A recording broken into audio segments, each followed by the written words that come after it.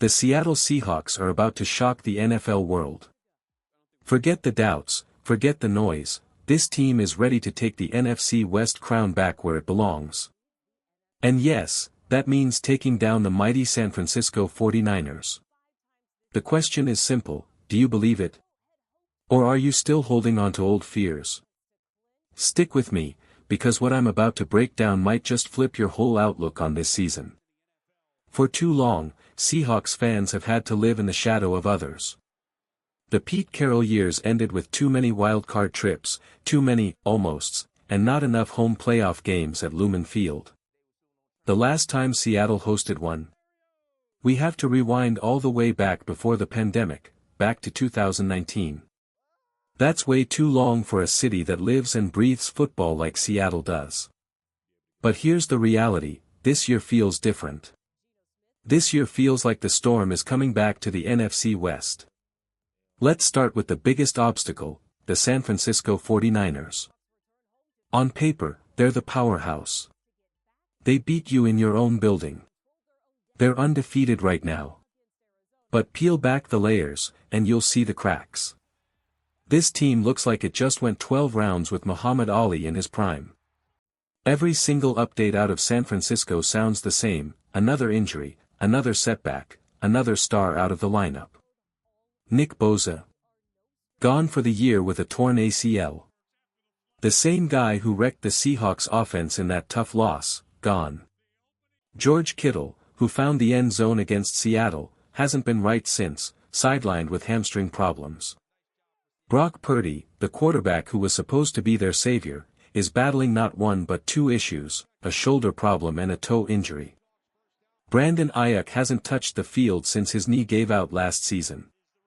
And Christian McCaffrey, their heartbeat, is always one hit away from being sidelined.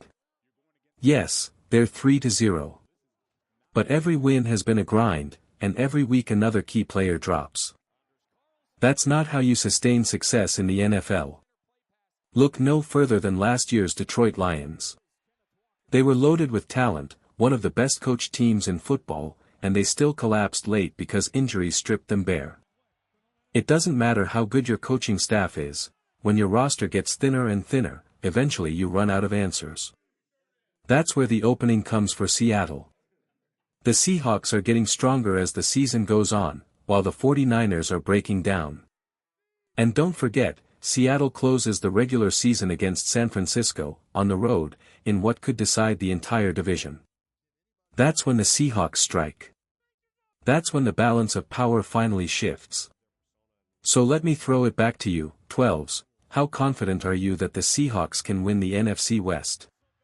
Rate it on a scale from 1 to 12 in the comments. 1 means no confidence, 12 means you're all in. Let's see where the real believers are. After the 49ers, the next challenge standing in Seattle's way is the Los Angeles Rams. On paper, they're sitting at 2-1 and could easily be 3-0 if not for a late slip against Philadelphia.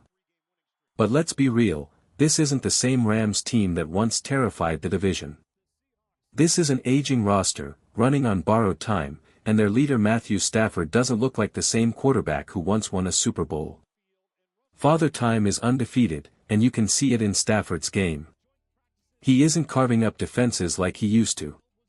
He's outside the top 10 in passing yards. He has just 5 touchdowns this season, with interceptions that have cost his team momentum. The accuracy? Not what it used to be. The mobility? Practically gone. Stafford looks more like a quarterback hanging on than one striking fear into defenses. Yes, the Rams' defense is still dangerous. They've got young playmakers stepping up and they can make life hard in the trenches. If the Seahawks want to beat them, they'll need to survive that defensive storm. But here's the difference, Seattle has a defensive front that can pressure Stafford all day. He can't run like he used to. He can't escape hits like before. And once Seattle starts landing those shots, the cracks will widen. The Rams are still a tough out, but they're no longer a giant. And then, there are the Arizona Cardinals. Honestly, they don't even belong in this race. Yes, they've hung around in some games, even pushed the 49ers a bit, but every year it's the same story. They fight early, then fold when it matters. Right now they're sitting at 2-2, but when you look closer, it's smoke and mirrors. They played the Panthers close, and Seattle destroyed those same Panthers. They struggled with the Saints, a team Seattle embarrassed. The truth? The Cardinals don't have the talent, the depth, or the consistency to hang with Seattle. The Seahawks already outclassed them. More yards, more first downs, total domination for most of the game. The only reason it looked close on the scoreboard was because Seattle eased off late. When you compare these rosters, it's not even fair. So let's put it all together. The Rams are aging and leaning on a quarterback running out of gas. The Cardinals are nothing more than background noise. And the 49ers? Falling apart piece by piece. That leaves one team standing tall in the NFC West, the Seattle Seahawks. Now I want to hear from you. Do you think the Rams can still be a serious threat, or is their window officially closed? Drop your thoughts in the comments. The Cardinals? Exposed. They look like fighters on the surface, but dig deeper and the numbers tell the truth. Seattle outrushed them, outpassed them, and flat-out bullied them. Kyler Murray wasn't efficient, the Cardinals' defense bent over and over again, and the only reason they even kept it close was because of the cupcake schedule they had before. That's not a contender, that's a pretender. But let's flip this conversation, because you might be asking, if Seattle's rivals all have cracks, what makes the Seahawks truly great? Every team has flaws, right? So why is this the year Seattle rises to the top?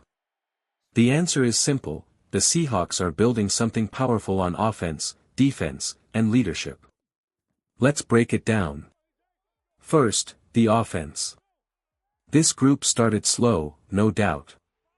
Against San Francisco, they looked flat. Barely 150 passing yards, the run game nowhere to be found, turnovers killing drives. Even against Pittsburgh early, Sam Darnold threw 2 costly interceptions.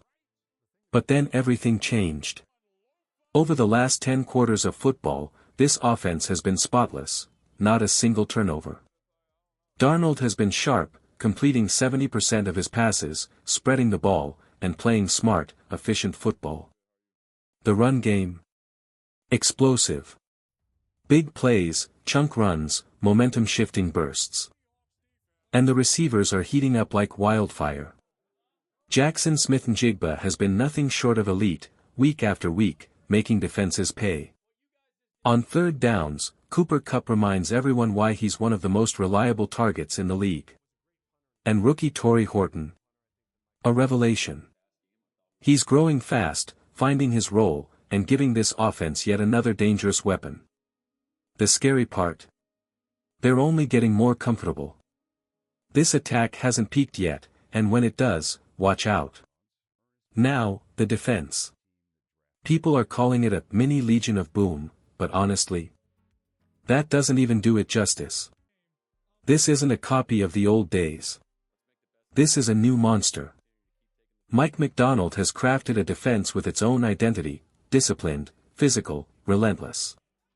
His leadership is different from Pete Carroll's. Pete built a culture of energy and freedom.